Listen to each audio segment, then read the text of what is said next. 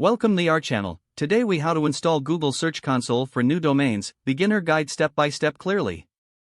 To get started, navigate to the Google Search Console website. Click on the Start Now button located in the upper right corner. You will need to sign in with your Google account. Once signed in, you will see an option to add a property. Enter your new domain name in the provided field. Make sure to select the domain option for domain-wide data. Click on the Continue button to proceed. A new window will prompt you to verify your ownership of the domain. Select the verification method that suits you best. The recommended option is to add a DNS record. Follow the provided instructions to access your domain's DNS settings.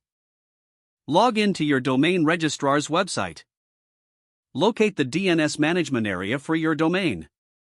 Add a new TXT record as specified by Google. Save the changes in your DNS settings. Return to the Google Search Console and click the Verify button. If the verification is successful, you will receive a confirmation message. Now your new domain is officially added to Google Search Console. You can start tracking your website's performance and indexing status. Explore the various features available in the dashboard. Remember to regularly monitor your site's health and performance. If the page does not load, refresh the browser or try again in a private or incognito window. Make sure you are using the correct email address, then retype it carefully to avoid small typos. If your password is not accepted, use the reset option and create a new strong password you can remember.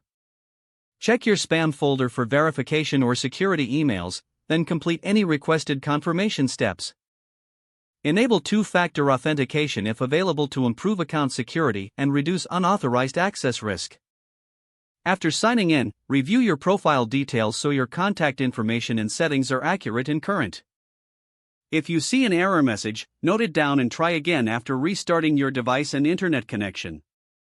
Don't forget to like this video and subscribe to our channel for more step-by-step tech guides.